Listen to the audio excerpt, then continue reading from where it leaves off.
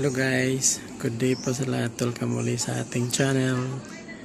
For today's video guys, tayo po ay gagawa ng experiment. Tayo ay gagawa ng free energy na cycle. Yung output ng inverter ipapasok o magcha-charge yung inverter papunta sa battery. Tapos yung isang battery naka-connect dito sa isang inverter natin na 4,000 watts TBA. Tapos naka-power natin, power on. Tapos yung output na TBA 4,000 watts i-connect natin dito sa breaker, which is ito po yung input na AC papunta dito sa one solar na toroidal solar inverter. So pagpasok sa AC po dyan, kikita natin dito nakapasok na po. So 60% nito ita-charge po niya itong battery, itong tatlong battery. So yan. Tapos pag na-charge na siya, kakainin naman dito, ipapasok dito sa AC, pabalik sa inverter, at saka meron ding supply galing sa solar panel. Ito guys, kita nyo. So 57 volts po ang nilalabas ng panel natin kasi dalawa lang yung panel natin. So yan. So, ang load po sa bahay is ilaw lang at saka electric fan at saka isang desktop computer. So, gumagana na po sa loob. So, yan. Naka 0% pa po yan. So, yan. Cycle na po yan. At saka itong wire na ito nakikita nyo guys, yan. Yan po yung linya para sa grid. So, tinanggal ko lang.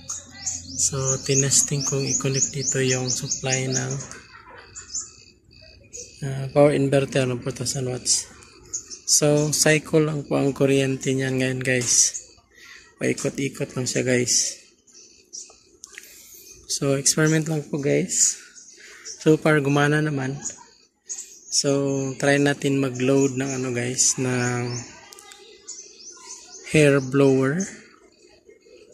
I think sa 800 watts po ito, 800 to 1000 watts po ito. So try natin i-on kung may mangyayari. So yan guys, naka-on na po yan. Makikita natin dyan sa inverter guys, umabot na po siya ng 14% po yung load. Ayan guys, 14% po dyan, nakikita niyo dyan sa monitor. Ayan, 14% sa paggamit natin dito. Pero yung battery hindi pa rin umaatras, 28.8 volts pa rin.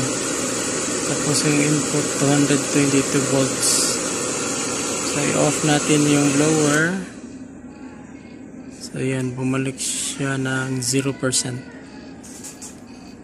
So, yan guys. So, ibig sabihin guys, good, gumagana yung ginawa natin na experiment guys. So, ganun lang po guys. Try ko lang kasi may inverter ako na isa. Nakaayos lang nito guys. Kasi nasira ito dati. Tapos dalawang battery na 100 amperes, tapos isang 200 amperes. So nakaparallel lang po ang 200 amperes dyan. Kasi nagtesting lang ako guys kung gumagana ba talaga siya. So far gumagana naman po. So yan. Sobrang init ngayon. Malakas yung harvest ng panel natin. Yan yung load natin. pumapasok galing sa TBA na inverter is 230 volts. Ang battery natin is 28. Output natin is 230. Ang load is... So, yan lang po guys sa video natin ngayon. Sana nasayahan kayo sa ginawa kong video. So, idea lang po kung paano gawin. So, yan lang guys. Experiment lang po yan. Subject for correction. So, maraming salamat po guys sa panonood. God bless po lahat. Bye-bye.